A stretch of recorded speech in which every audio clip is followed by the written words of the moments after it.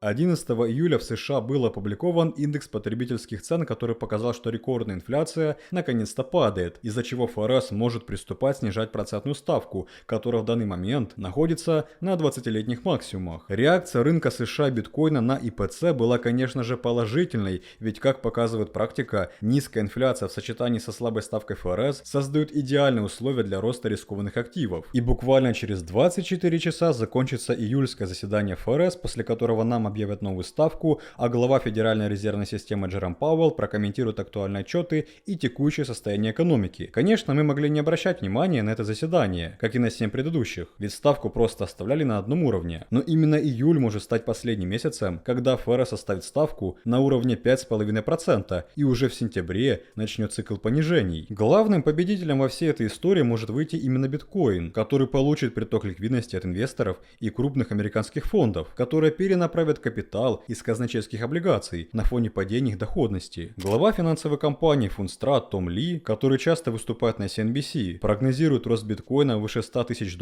после снижения ставок ФРС. Также положительные прогнозы для биткоина усиливаются после того, как вчера госдолг США превысил $35 триллионов.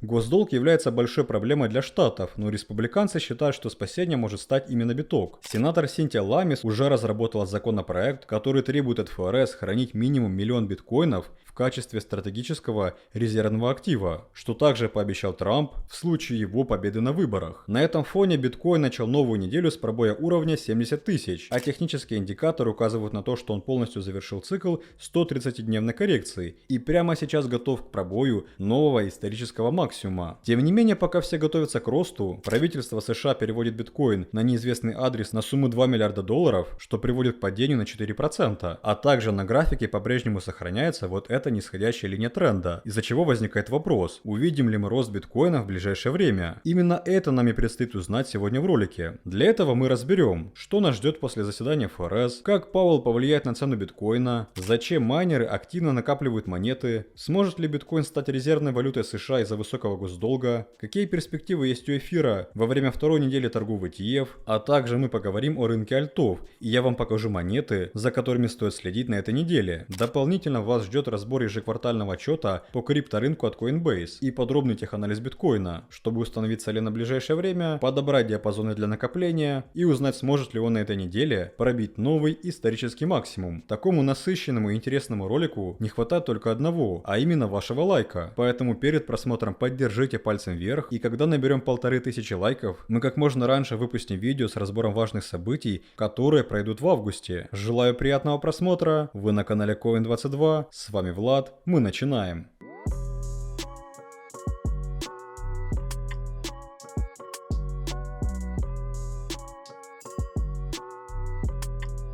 Итак, дорогие друзья, новая неделя на крипторынке началась достаточно положительно, поскольку биткоин пробил уровень 70 тысяч, на котором он в последний раз торговался более месяца назад. Безусловно, к этому росту приложил свою руку Трамп, который с другими республиканцами заявили, что сделают его резервным активом. Также на рост повлиял приток в ETF, ну и конечно же предстоящее решение ФРС по процентной ставке. Кстати, как вы видите, о росте биткоина мы писали еще до того, как он пробил 70 тысяч, ведь в нашем телеграм-канале публикуется только самая важная информация и актуальные прогнозы. Мы раньше всех делимся свежими новостями, и я уверяю вас, что главные тезисы с пресс-конференции Пауэлла, которые повлияют на рынок, первыми получат только наши подписчики, поэтому обязательно подпишитесь и оставайтесь в курсе всех событий. Главным событием этой недели, конечно же, является заседание ФРС. На данный момент шансы на то, что ФРС оставит ставку на уровне 5,5%, превышают 95%. Да, июльскую ставку оставят на старом уровне, и здесь никаких сюрпризов не будет. Но никто на 100% не знает, что скажет Пауэлл. Тем не менее, на недавнем выступлении он заявил: работа по инфляции еще не закончена, нам предстоит еще многое сделать, но в то же время нам нужно помнить о том, где находится рынок труда, и мы увидели значительное смягчение на рынке труда. Из этого можно сделать вывод, что ФРС внимательно следит за отчетами. Так вот, если посмотреть на последние данные по ИПЦ, мы увидим падение до 3%, а также данные по ценовому индексу, это, кстати, любимый отчет Пауэлла, оказались ниже прогнозов и составили 2,5%. В данном случае есть все для того, чтобы приступить снижать ставку уже в сентябре, в чем уверен бывший глава ФРС Роджер Фергюсон. Бывший вице-председатель Федеральной резервной системы намекнул, что первое сокращение ставки ФРС произойдет в сентябре. Это связано с улучшением макроэкономических настроений на рынке. В недавнем интервью CNBC Роджер Фергюсон отметил, что сокращение произойдет в сентябре, как раз таки перед выборами. Да, несмотря на то, что ФРС считается независимым органом США, мы прекрасно понимаем, что правительство так или иначе оказывает на нее влияние. И весьма вероятно, что администрация Байдена и вся партия демократов будет настаивать на снижении ставки, чтобы получить больше политических очков на фоне падения цен. Вероятность на снижение ставок в сентябре составляет почти 90%. При этом начало сокращения денежно-кредитной политики может стать гарантированным после завтрашнего выступления Пауэлла. Из-за этого на протяжении всего июля индекс доллара падал, что в свою очередь вызывало снижение доходности гособлигаций. Но вот акции биткоин наоборот зафиксировали рост, потому что большая часть ликвидности из облигаций перешла в рискованные активы. Это можно понять по притокам капитала в ETF, который превысил 4 миллиарда долларов. Следовательно, если завтра Пауэлл скажет, что динамика падения инфляции есть, и они в принципе готовы приступать к снижению ставок уже в сентябре, это окажет положительное влияние на биткоин. Те, кто смотрел вот это видео, помнят, что я прогнозировал активный рост биткоина после ИПЦ, что в принципе и произошло, ведь он вырос на 20%. Но в случае с ФРС такой резкой реакции мы скорее всего не увидим, поскольку в случае с ИПЦ мы не знали, что он упадет до 3%. А когда сейчас нам чуть ли не прямым текстом говорят, что в сентябре будет первое понижение, это заранее учитывается в цене биткоина. Но в целом это положительный катализатор для его цены, так же как и рост госдолга до исторического уровня в 35 триллионов долларов. Высокий госдолг также ослабляет доллар, что приводит к притоку ликвидности в рискованные активы, ведь так инвесторы сохраняют свой капитал. Вот поэтому республиканцы и хотят сделать биткоин резервным активом США, чтобы частично бороться с ростом госдолга. Трамп уже пообещал это сделать, а Синтия Ламис даже сделала новый законопроект, который требует от ФРС покупать биткоин. Но пока республиканцы обещают добавить биткоин в резервы, текущее правительство США не спешит этого делать, а наоборот переводит биткоин на сумму 2 миллиарда долларов на неизвестный кошелек, что является возможной подготовкой для продажи. Из-за этого настроения на рынке резко ухудшились, и несмотря на пробой 70 тысяч, биткоин резко развернулся и даже упал ниже уровня 67 тысяч долларов. Но благо приток в ETF сохраняется, что вероятно компенсирует потенциальные продажи. Тем не менее, это стало еще одним подтверждением того, что происходит с ценой монет на фоне таких новостей, и биткоин вероятно не будет стоять на месте после решения ФРС и во время выступления Пауэлла, что является отличной возможностью заранее установить лимитные ордера и заработать на движении. Например, на прошлом заседании ФРС 12 июня аналитики нашей подписки Coin22 Pro предоставили лонг-сделку на эфир, которая принесла всем участникам Pro от 70% профита. И в этом месяце мы также не будем упускать такой хороший шанс для получения прибыли. На текущем движении рынка мы уже заработали от 75% на росте ADA, от 80% на падении Matic, от 85% на коррекции AVAX, а также на многих других сделках. И прямо сейчас наши аналитики 24/7 следят за рынком и подготавливают для вас лучшие сделки для заработка, одной из которых является позиция по биткоину. Подписка Pro позволит вам получить не только конкретные точки входа и уровни для фиксации прибыли, но и подробное обучение, чтобы с нуля научиться анализировать рынок и торговать по специальным стратегиям. Обучение подкрепляется не просто теорией, а полноценной практикой со специалистами. Дополнительно вам всегда будет доступна отзывчивая поддержка, а наши эксперты по долгосрочному инвестированию соберут для вас прибыльный спотовый портфель из самых перспективных монет. Пока Пауэлл будет выступать на конференции, вы можете зарабатывать на сделке по биткоину, а чтобы ее получить прямо сейчас и стать участником подписки Pro, переходите и напишите нам по ссылке в описании.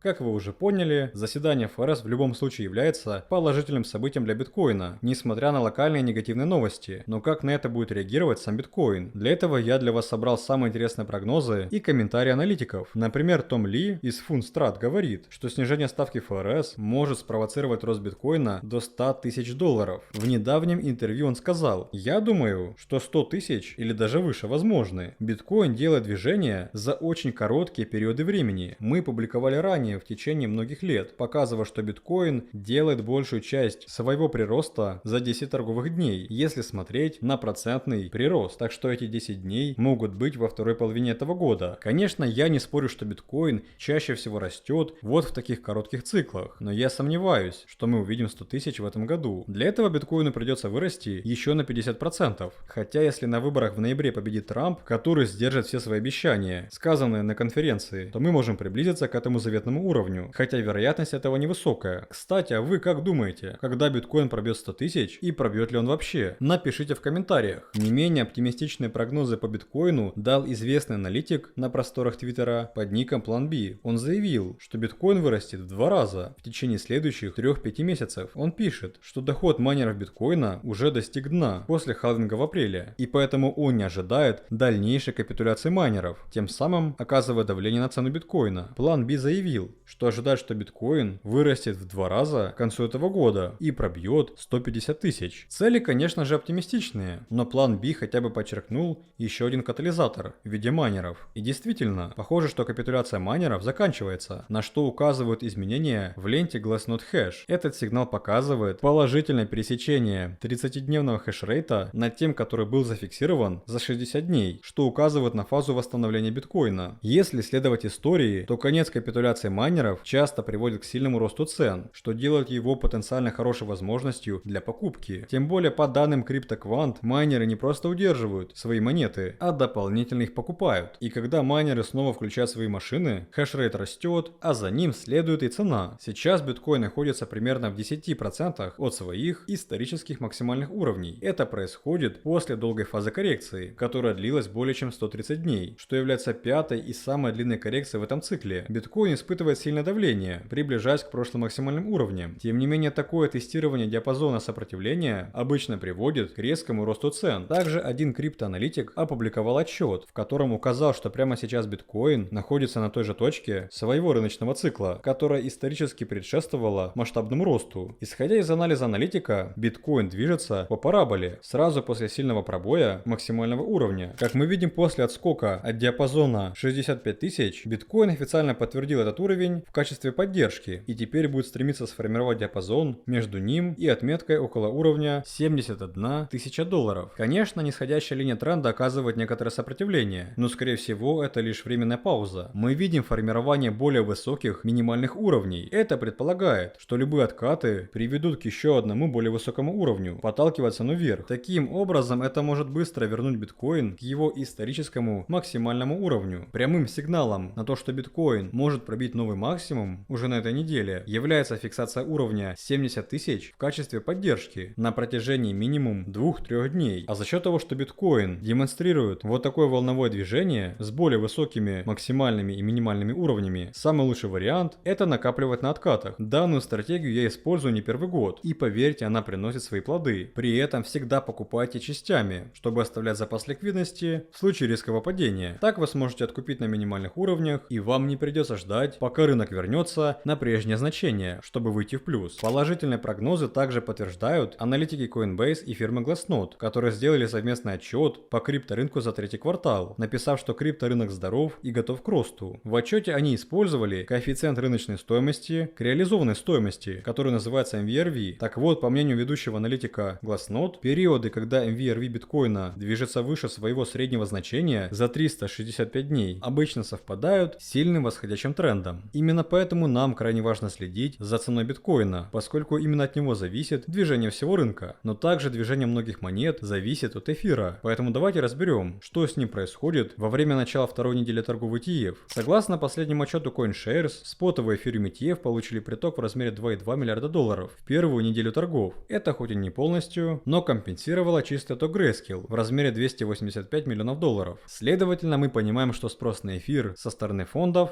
100% есть. В CoinShares заявили, что запуск спотовых ETF в США на эфириум привел к одному из крупнейших притоков 2020 года. На данный момент это еще не отразилось на цене эфира на 100%, но учитывая также рост сетевой активности и рост числа кошельков на 127% в день, то вы не успеете моргнуть, как эфир будет стоить 4000. Таким образом, как я говорил в прошлом ролике, обязательно добавьте его к себе в портфель. Что касается интересных альтов на эту неделю, то в первую очередь я бы вам посоветовал присмотреться к Solana. Solana, которая обогнала капитализацию BNB. Также Solana превзошла Ethereum, ведь общая сумма ежедневных сборов Solana превысила $5,5 миллионов, что стало самым высоким показателем за последние 3 месяца. Последние данные говорят, что Solana впервые превзошла Ethereum по общему объему еженедельных сборов, зафиксировав доход примерно в $25 миллионов, в то время как у эфира было 21. Вот поэтому я не просто так вам сказал в прошлом видео, что нужно покупать Solana, ведь уровень в $200 явно не за горами. Также вашего внимания заслуживает Link, потому что фонд 21 Shares интегрировал Chainlink в основную сеть Ethereum, чтобы повысить прозрачность резервов эфириумитиев. Link на это отреагировал небольшим ростом, но раскрыть весь свой потенциал он может на предстоящих бычьих рынках. В краткосрочной перспективе также привлекательно смотрится XRP, который недавно зафиксировал рост интереса со стороны крупных холдеров. По данным Sentiment, количество адресов, которые держат от 100 миллионов до 1 миллиарда токенов, увеличилось, начиная с 23 июля. Тем более сейчас XRP продолжает реагировать на положительные новости SEC, которые публикуются одна за одной. Также не самая обсуждаемая монета Cardano зафиксировала резкий рост притока крупных холдеров на 10 тысяч процентов за один день, превысив уровень в $5 миллиардов, а цена ADA выросла на 31% с минимального уровня 5 июля около 30 центов. Тем не менее, как я уже сказал, движение альтов напрямую будет зависеть от биткоина, который готовится к предстоящему заседанию ФРС. Но поскольку мы никак не успеем вовремя выложить ролик с общими итогами заседания и тезисами Пауэлла, подпишитесь на наш телеграм-канал, ведь это и многие другие события мы освещаем в режиме онлайн, за счет чего вы первыми остаетесь в курсе всех событий. Также не забудьте поставить лайк, нажать на колокольчик, и новое видео мы выпустим как можно раньше. Поэтому вам, как всегда, спасибо за просмотр, всем желаю удачи, до скорых встреч!